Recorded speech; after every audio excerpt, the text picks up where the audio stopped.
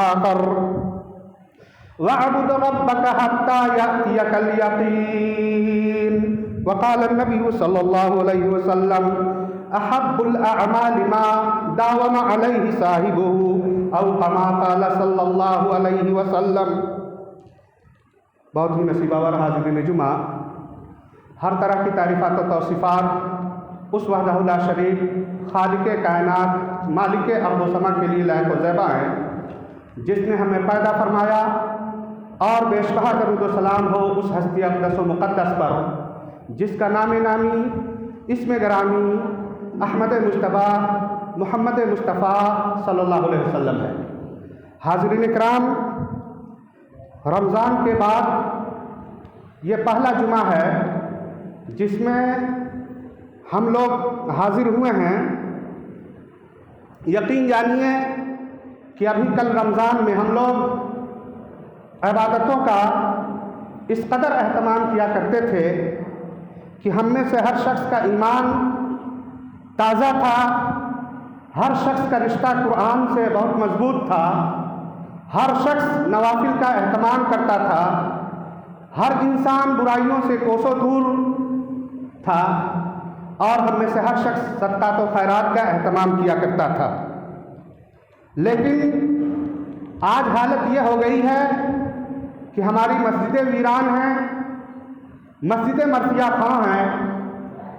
ہم میں سے کوئی شخص مسجدوں کا رخ نہیں کر رہا، قرآن کو ہاتھ نہیں لگاتا،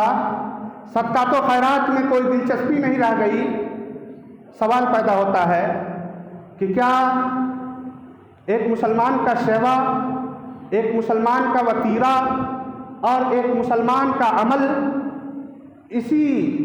طرح سے ہونا چاہیے، یا پھر ہم رمضانی مسلمان ہو کر کے رہ گئے ہیں؟ ہمیں اپنا احتساب کرنا چاہیے، اپنے جائزہ لینا چاہیے اور دیکھنا چاہیے کہ کہیں ایسا تو نہیں کہ رمضان میں رحمتوں کا اور برکتوں کی جو ہوا چلی تھی، اور اس ہوا میں ہم لوگوں کو دیکھ کر کے مساجد کا رخ کر لیے، تراویح کا اہتمام کرنے لگے، قرآن پڑھنے لگے، نوافل کا اہتمام کرنے لگے، صدقہ و خیرات دینے لگے، لیکن وہ اسپرٹ اور روح ہمارے اندر جاگزی نہیں ہوئی، ہمارے اندر پیوست نہیں ہوئی۔ یہی وجہ ہے کہ ہم رمضان گزرتے مسجدوں سے غائب ہو گئے، نوافل سے ہم نے دوری بنا لی، صدقہ و خیرات سے پہلو تہی اختیار کر لی، اور قرآن کو ہم نے ہاتھ لگانا چھوڑ دیا۔ حاضرین اکرام، اللہ رب العزت نے قرآن پاک میں کہا ہے کہ وَاعْبُدْ رَبَّكَ حَتَّى يَأْتِيَكَ الْيَقِينُ۔ ایک مسلمان کا شیوا یہ ہونا چاہیے کہ وہ چلتے پھرتے سال کے 12 مہینے میں اللہ رب العزت کی عبادت کرے، اور یہ عبادت کب تک ہو؟ حَتَّى يَأْتِيَكَ الْيَقِينُ، جب تک کہ انسان کی موت نہ آ جائے۔ موت جو انسان کے شہرک سے زیادہ قریب ہے، جو انسان کے گردن میں موجود اس کے رگ سے بھی زیادہ ہے، اور اس موت کا جام ہر انسان کو پینا ہے، ہر انسان کو موت کے گھاٹ اترنا ہے۔ اللہ رب العزت نے اسی کے بارے میں فرمایا کہ وَاعْبُدْ رَبَّكَ حَتَّى يَأْتِيَكَ الْيَقِينُ۔ ام المومنین عائشہ رضی اللہ تعالیٰ عنہ بیان کرتی ہیں کہ اللہ کے رسول صلی اللہ علیہ وسلم سے پوچھا گیا کہ اللہ کے رسول صلی اللہ علیہ وسلم ای الاعمال احب الی اللہ، اللہ کے نزدیک سب سے بہتر عمل کون سا ہے؟ اللہ رب العزت کے نزدیک مختلف مواقع پر مختلف صحابہ کرام نے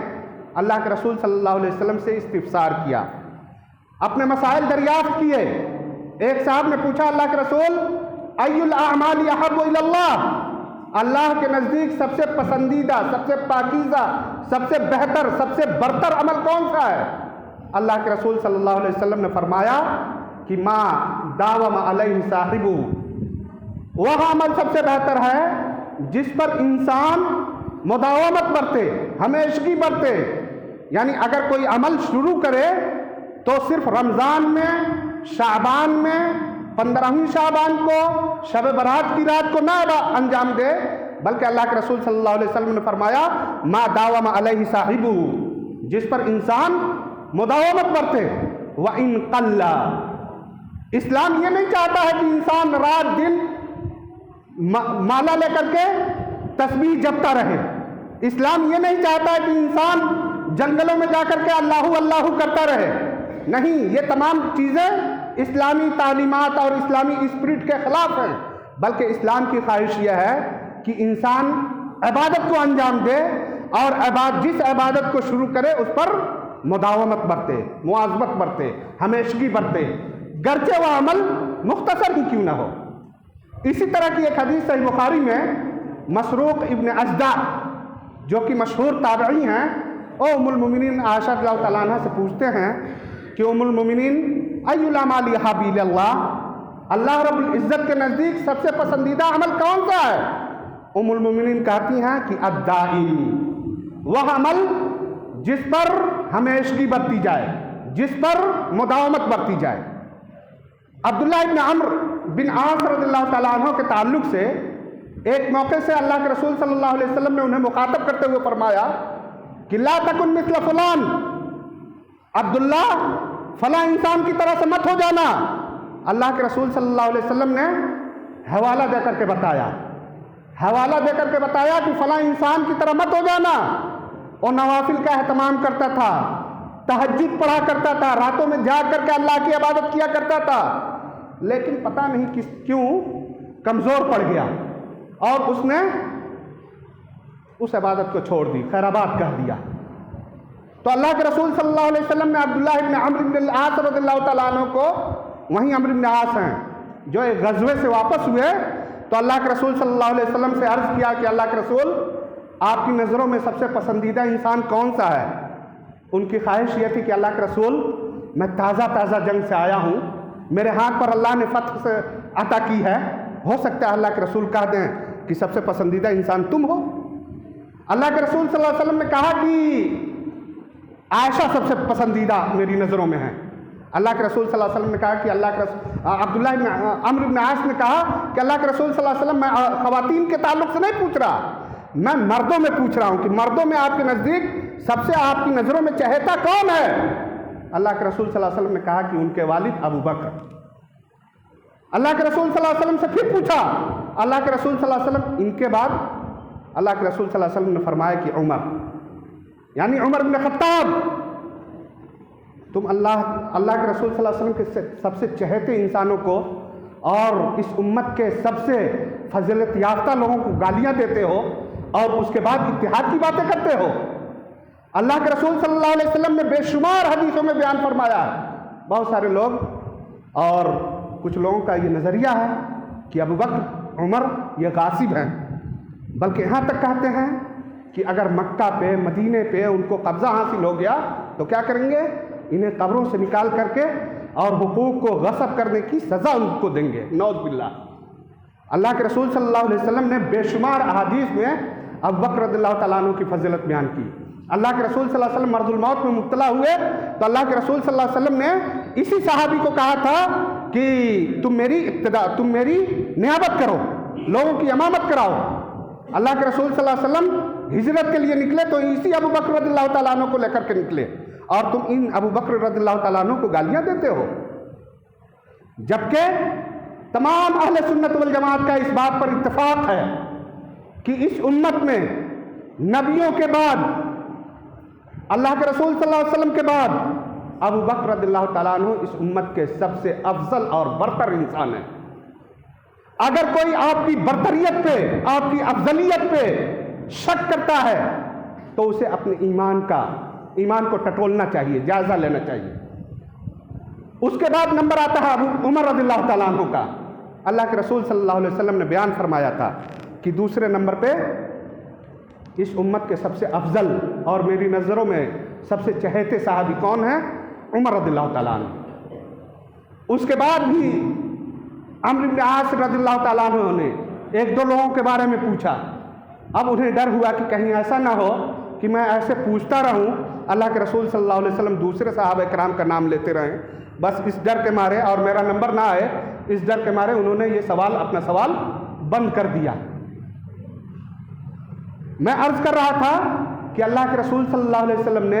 عبداللہ ابن عمرو بن العاص رضی اللہ تعالیٰ عنہ کو نصیحت فرمائی تھی اور کہا تھا لا تکن مثل فلان کان یعبد اللہ کان یتہجد، وہ تہجد پڑھا کرتا تھا، اللہ کی عبادت کیا کرتا تھا، رات میں جاگا کرتا تھا، لیکن سب کو چھوڑ دیا۔ اور پھر فرمایا اکلفوا من العمل ما تطیقون، اتنے ہی عمل کیا کرو جس کی سکت، جس کی طاقت، جس کی ہمت تمہارے اندر موجود ہو۔ ایسا نہیں کہ آج شوق میں آیا تو 50 وقت کی نمازیں پڑھ گئے اور کل سے مسجد میں آنا ہی بند کر دیا کہ نماز پڑھنے میں پیر درد کرنے لگتا ہے۔ نہیں، شریعت کا یہ مطلوب نہیں ہے، شریعت کی یہ خواہش نہیں ہے، شریعت کی یہ منشا نہیں ہے۔ شریعت کی منشا یہ ہے کہ اکلفوا من العمل ما تطیقون۔ اور بعض روایتوں میں یہ بھی آیا ہے کہ اللہ تعالیٰ اس وقت تک اللہ تعالیٰ نہیں اکتاتا ہے حتی تملو، ہو سکتا ہے کہ تم اپنے اوپر بہت زیادہ عبادت لازم کر لو گے اور تم خود اکتاہٹ کے شکار ہو کر کے مسجد آنا بند کر دو گے۔ حاضرین کرام، اللہ کے رسول صلی اللہ علیہ وسلم کا معمول یہ تھا کہ اللہ کے رسول صلی اللہ علیہ وسلم ظہر کے بعد کی سنتوں کا اہتمام کیا کرتے تھے۔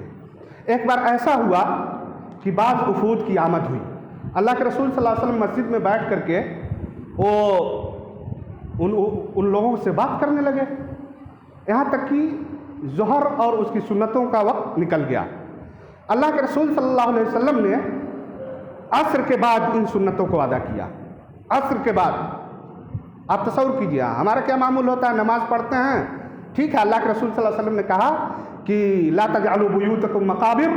اپنے گھروں کو قبرستان مت بناؤ۔ اور علماء کرام نے لکھا ہے کہ نوافل سنتوں اور نوافل نمازوں کو گھر میں ہی پڑھنا، مسجد کے مقابلے میں گھر میں پڑھنا یہ زیادہ بہتر ہے، ٹھیک ہے، لیکن گھر جا کر کے آپ واقعی پڑھتے ہو تب بہتر ہے۔ ایسا نہیں کہ مسجد سے نکل گئے اور اللہ کو بھی دھوکہ دے رہے ہیں، لوگوں کو بھی دھوکہ دے رہے ہیں کہ ہم گھر جا کر کے پڑھیں گے۔ اگر آپ گھر میں جا کر کے سنتوں کا اہتمام کر لے رہے ہیں، نوافل کا اہتمام کر لے رہے ہیں، بہت بہتر ہے۔ اللہ کے رسول صلی اللہ علیہ وسلم نے کہا کہ لا تجعلوا بیوتکم مقابر صلوا فی بیوتکم، اپنے گھروں کو قبرستان مت بنایا کرو، اپنے گھروں میں نوافل کا اہتمام کیا کرو۔ بہرحال میں عرض کر رہا تھا کہ رمضان کا مبارک مہینہ ہم سے رخصت ہوا، لیکن اللہ رب العزت سال کے 12 مہینے میں ہوتا ہے۔ اللہ رب العزت ہمیں دیکھتا ہے۔ اللہ کے جو فرشتے ہمارے اوپر متعین ہیں، ہمارے کندھوں پہ متعین ہیں، کرامن کاتبین، جو ہمارے نیک اعمال اور بدعمالیوں کو لکھتے ہیں، وہ سال کے 12 مہینوں میں ہمارے ساتھ ہوتے ہیں۔ جو فرشتے ہمارے ساتھ ہوتے ہیں وہ فرشتے ہر روز، وہ چاہے رمضان ہو غیر رمضان ہو، فجر کے وقت اور عصر کے وقت ان کی ڈیوٹیاں تبدیل ہوتی ہیں۔ سوال پیدا ہوتا ہے کہ اگر ہم نے رمضان کے مہینے میں ہی اللہ کو پہچانا، اللہ کی عبادتیں کی، تو کیا یہ جو فرشتہ ہمارے کندھوں پہ موجود ہیں وہ ہماری نیکیوں اور بدعمالیوں کو دوسرے دنوں میں نہیں لکھتے ہیں؟ اللہ رب العزت کے حضور ہماری بدعمالیوں کو، ہماری نیکیوں کو نہیں پہنچاتے ہیں؟ اسی وجہ سے حارث بشر محاربی نے کہا تھا بئس قوم عرفوا ربهم فی رمضان، بہت ہی برے ہیں وہ لوگ جو صرف رمضان کے مہینے میں اپنے رب کو پہچانتے ہیں، اور رمضان جیسے ہی رخصت ہوا وہ اللہ رب العزت کو بھول جاتے ہیں، فراموش کر بیٹھتے ہیں۔ اللہ رب العزت کو گویا وہ پہچان ہی نہیں رہے، گویا کہ اللہ رب العزت ہے ہی نہیں۔ وہ اپنے عمل کے ذریعے سے، اپنے کردار کے ذریعے سے، اپنے قول اور فعل کے ذریعے سے اسی بات کو ثابت کرتے ہیں، نعوذ باللہ۔ بہرحال کہنے کا مقصد یہ ہے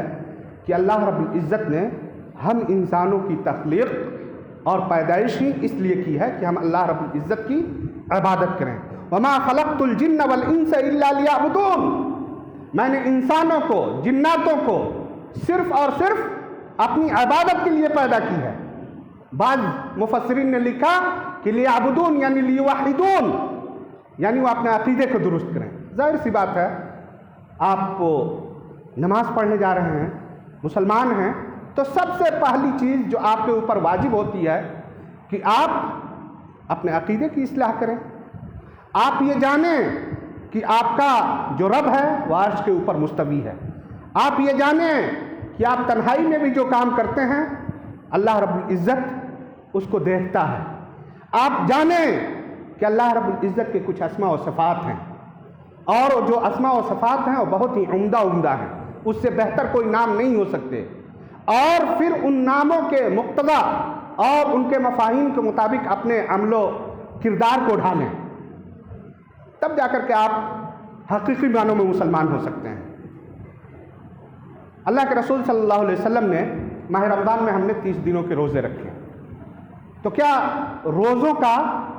سلسلہ ماہ رمضان تک ہے اور ماہ رمضان کے بعد کوئی روزہ نہیں؟ اللہ کے رسول صلی اللہ علیہ وسلم نے تدریب اور ٹریننگ کے طور پہ دوسرے مہینوں میں بھی روزے کو مشروع قرار دیا ہے، جیسے ششعیدی روزے، یعنی عید کے بعد جو 6 روزے شوال کے مہینے میں رکھے جاتے ہیں، اللہ کے رسول صلی اللہ علیہ وسلم نے ارشاد فرمایا، ابو ایوب انصاری رضی اللہ تعالیٰ عنہ کی روایت ہے، صحیح مسلم میں موجود ہے، اللہ کے رسول صلی اللہ علیہ وسلم کہتے ہیں کہ من صام رمضان ثم اتبعہ ستا من شوال فقد صام کصیام الدہر فکان کصیام الدہر، کہ اگر کوئی شخص رمضان کے روزے رکھتا ہے اور رمضان کے بعد ماہ شوال کے 6 روزے رکھتا ہے، تو اللہ کے رسول صلی اللہ علیہ وسلم نے فرمایا تو گویا کہ وہ پورے سال کے روزے رکھنے کی طرح سے ہے، پورے سال کے روزے رکھنے کی طرح سے ہے۔ تو گویا کہ اگر ماہ رمضان میں آپ روزوں پر مواظبت برتتے رہے ہیں تو آپ کا یہ روزہ ماہ رمضان تک نہیں ہے، بلکہ اس کے بعد بھی 6 روزوں کو آپ رکھیں، انشاءاللہ اس کا ثواب یہ ہے کہ آپ پورے سال میں روزہ رکھنے والا مانے جائیں گے۔ اسی طرح سے مسند احمد اور السنن الکبریٰ للبیہقی وغیرہ میں یہ روایت موجود ہے، ثوبان رضی اللہ تعالیٰ عنہ اس کے راوی ہیں، وہ بیان کرتے ہیں کہ صیام و رمضان بعشرۃ اشہر، کہ رمضان کے مہینے میں ہم نے جو روزے رکھے ہیں وہ 10 مہینوں کے روزوں کے مساوی ہوتا ہے، یعنی اگر آپ نے رمضان کے مہینوں کا روزہ رکھ لیا تو گویا کہ 10 مہینوں کے روزے کا ثواب آپ کو مل گیا۔ اسی طرح سے اگر شوال کے 6 روزوں کا آپ نے اہتمام کر لیا تو گویا کہ آپ کو مزید 2 مہینوں کے روزہ رکھنے کا ثواب حاصل ہو گیا۔ تو اس طرح سے آپ کو پورے سال کے روزے رکھنے کا ثواب حاصل ہو گیا۔ تو ان احادیث سے پتہ چلتا ہے کہ آپ کو یہ ششعیدی یعنی ماہ رمضان کے بعد شوال کے مہینے میں یہ جو 6 روزے ہیں ان روزوں کے رکھنے کا بھی اہتمام کرنا چاہیے، تاکہ ہم زیادہ سے زیادہ اللہ رب العزت کے اجر و ثواب اور اللہ رب العزت کی رضا کو حاصل کر سکیں اور اللہ رب العزت ہم سے خوش ہو سکے۔ کل جب ہم اللہ رب العزت کے سامنے پیش ہوں تو اللہ رب العزت ہمیں اپنی رضا کا پروانہ عطا کرے اور یہ ہم سے راضی ہو کر کے یہ فرمائے کہ یہ وہ لوگ ہیں صرف رمضانی مسلمان نہیں تھے بلکہ یہ اللہ رب العزت کو سال کے 12 مہینے میں جانا اور پہچانا کرتے تھے۔ عمر رضی اللہ تعالیٰ عنہ کو آپ دیکھیں گے کہ عمر رضی اللہ تعالیٰ عنہ حالت غرغرہ میں، حالت نزا میں ہیں، یعنی ان کو اسود نے، ابو لولو نے سخت زخمی کر دیا تھا۔ اس حالت میں بھی ایک شخص کو دیکھا کہ وہ عمر رضی اللہ تعالیٰ عنہ کے پاس آیا اور اس نے اپنا ازار ٹخنوں سے نیچے لٹکایا ہوا تھا، یعنی اس حالت میں انسان اپنے بارے میں متفکر ہوتا ہے، پریشان ہوتا ہے، لیکن اس شخص کو اس حالت میں دیکھ کر کے کہتے ہیں کہ ارفع ازارک فإنہ ابقى لثوبک واتقى لربک، اپنا ازار اٹھا لو، اپنا لنگی، اپنا پاجامہ اپنے ٹخنے سے اوپر کر لو۔ عمر بن خطاب رضی اللہ تعالیٰ عنہ کب کہہ رہے ہیں؟ موت کے بالکل نزدیک ہیں اور اسی روز آپ کی وفات ہونے والی ہے۔ اس روز ایک انسان کو دیکھ رہے ہیں جس کا ازار ٹخنوں سے نیچے ہے، اسے کہہ رہے ہیں کہ اللہ کے بندے تم اپنا ازار اپنے ٹخنوں سے اٹھا لو، کیونکہ اگر تمہارا ازار ٹخنے سے اوپر رہے گا تو کیا ہوگا؟ تمہارا کپڑا بھی محفوظ رہے گا اور اللہ رب العزت بھی تم سے راضی ہوگا۔ یعنی اللہ کے رسول صلی اللہ علیہ وسلم نے مختلف حدیثوں میں ارشاد فرمایا ہے کہ ما اسفل من الکعبین فہو فی النار، کہ ٹخنوں سے نیچے ازار کا جو بھی حصہ لٹکتا ہے وہ جہنم کا حصہ ہوتا ہے۔ یا اللہ کے رسول صلی اللہ علیہ وسلم نے سخت وعید سنائی ہے اور بتایا ہے کہ اگر کوئی مسلمان، اب کچھ لوگ کہتے ہیں کہ اگر تکبر شامل ہو تب یہ حرام ہے، نہیں، یہ ہر حال میں حرام ہے۔ اللہ کے رسول صلی اللہ علیہ وسلم نے صاف طور پر فرمایا ہے ما اسفل من الکعبین فہو فی النار۔ ایک حدیث میں ہے کہ من جر ازارہ خیلا فہو فی النار، یعنی اگر کوئی شخص گھمنڈ کے ساتھ، تکبر کے ساتھ اپنے ازار کو ٹخنوں سے نیچے لٹکاتا ہے تو وہ حصہ جہنم میں جائے گا۔ عمر بن خطاب، اس تعلق سے ایک حدیث آتی ہے، ابوبکر رضی اللہ تعالیٰ عنہ اللہ کے رسول صلی اللہ علیہ وسلم کے پاس پہنچے اور اللہ کے رسول صلی اللہ علیہ وسلم سے کہا کہ انی اطاعت، ان کا پیٹ نکلا ہوا تھا تو بہت وہ مواظبت برتتے تھے، بہت کوشش کرتے تھے، اس کے بعد بھی ان کا ازار ٹخنوں سے نیچے لٹک جایا کرتا تھا۔ اللہ کے رسول صلی اللہ علیہ وسلم کے پاس پہنچے اور عرض کیا اللہ کے رسول آپ کی حدیث ہے اور یہ بہت سخت حدیث ہے، لیکن میں بہت کوشش کرتا ہوں اس کے بعد بھی میرا ازار ٹخنوں سے نیچے چل جاتا ہے، میں کیا کروں؟ اللہ کے رسول صلی اللہ علیہ وسلم نے بیان فرمایا تھا کہ آپ ان لوگوں میں سے نہیں ہیں جو کہ تکبر اور گھمنڈ کے مارے ایسا کرتے ہیں۔ اللہ کے رسول صلی اللہ علیہ وسلم نے ابوبکر رضی اللہ تعالیٰ عنہ کو یہ مجدہ سنایا اور ان کے بارے میں بتایا کہ تم متکبرین میں سے نہیں ہو، تم گھمنڈ کے ساتھ، اب آج کے زمانے میں کوئی اپنا کپڑا ٹخنے سے نیچے لٹکا کے گھومے اور کہے کہ اللہ کے رسول صلی اللہ علیہ وسلم نے ابوبکر رضی اللہ تعالیٰ عنہ کے تعلق سے کہا تھا کہ انت لست ممن یفعل ذلک من الخیلاء، کہ تم ان لوگوں میں سے نہیں ہو جو تکبر کے ساتھ ایسا کرتے ہیں، تو کیا اس کا یہ عمل اور کردار درست ہوگا؟ نہیں درست ہوگا، کیونکہ اللہ کے رسول صلی اللہ علیہ وسلم نے ابوبکر رضی اللہ تعالیٰ عنہ کے تعلق سے یہ بشارت دی، سنایا کہ تمہارا دل تکبر، گھمنڈ سے پاک ہے۔ آج کے لوگوں کے بارے میں یہ کون بشارت دے گا، کون بتائے گا اور کون یہ گارنٹی دے گا کہ فلاں شخص زید بکر اگر ایسا کر رہا ہے تو اس کے دل میں کبر، غرور، گھمنڈ نہیں ہے؟ تو ان حدیثوں سے معلوم ہوتا ہے کہ اس طرح کے اعمال سے ہمیں بچنا چاہیے، اور رمضان کے مہینے میں جو اعمال ہم کیا کرتے تھے، جس طرح سے جس بھی شکل میں کیا کرتے تھے، انہیں ہم دوسرے مہینوں میں بھی باقی رکھیں تاکہ اللہ رب العزت ہم سے خوش ہو۔ ایسا نہیں ہے کہ ہم صرف رمضان کے مہینے میں مسجدوں کو آباد رکھتے تھے، تراویح کا اہتمام کرتے تھے، قرآن پڑھا کرتے تھے، صدقہ و خیرات کیا کرتے تھے، اور باقی دوسرے مہینوں میں ہم مسجدوں میں آنا بھول جائیں، ہم غریبوں کا خیال نہ رکھیں، پڑوسیوں کا اہتمام نہ کریں، نہیں، وَاعْبُدْ رَبَّكَ حَتَّىٰ يَأْتِيَكَ الْيَقِينُ، ہمیشہ ہر وقت اللہ رب العزت کی عبادت کرنی ہے، اللہ رب العزت کو جاننا ہے، اللہ رب العزت سے تعلق اور رشتہ جوڑ کر رکھنا ہے۔ اگر اللہ رب العزت سے ہمارا رشتہ مضبوط رہا تو یقین جانیے کہ اس دنیا میں بھی خوشحالی کے ساتھ ہم زندگی گزاریں گے، اور کل جب ہم اللہ رب العزت کے پاس جائیں گے، اللہ رب العزت کے پاس ہم حاضر ہوں گے، تو اللہ رب العزت وہاں ہم سے خوشی کا پروانہ عطا کرے گا، اللہ رب العزت اپنے نبی کی شفاعت سے ہمیں سرفراز کرے گا۔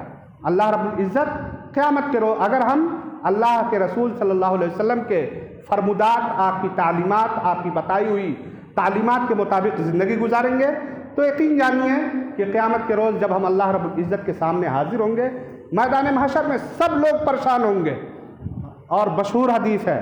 کہ لوگ سب سے پہلے آدم علیہ السلام کے پاس جائیں گے، حساب کتاب نہیں ہو رہا ہوگا، آدم علیہ السلام سے کہیں گے کہ آپ سب سے پہلے انسان ہیں، آپ ابو البشر ہیں، اللہ رب العزت نے آپ کو اپنے ہاتھ سے پیدا کیا ہے، اپنی روح میں سے پھونکا ہے، اللہ رب العزت سے ہمارے لیے سفارش کر دیجئے۔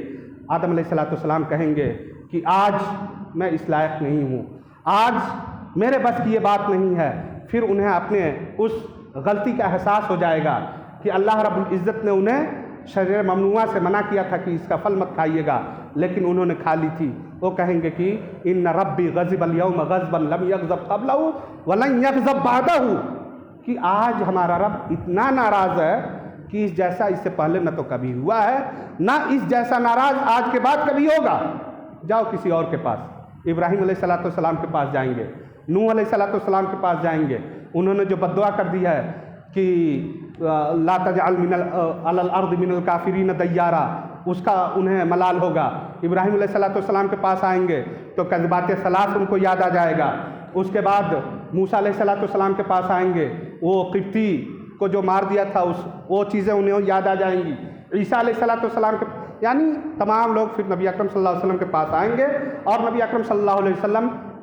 अर्श के नीचे सजदा रेज़ हो जाएंगे। और उस वक्त नबी अकरम सल्लल्लाहु अलैहि वसल्लम अल्लाह रब्बुल इज़्ज़त की तस्बीहात, तहलीलात और अल्लाह रब्बुल इज़्ज़त के ज़िक्र व अज़कार करेंगे। अल्लाह रब्बुल इज़्ज़त उस वक्त कहेगा, या मोहम्मद इरफ़ा रासक सल तुअता इशफ़ा तुशफ़ा, मोहम्मद सर उठाओ, दुआ करो, तुम्हारी दुआ कबूल होगी, सिफारिश करो, तुम्हारी सिफारिश मानी जाएगी।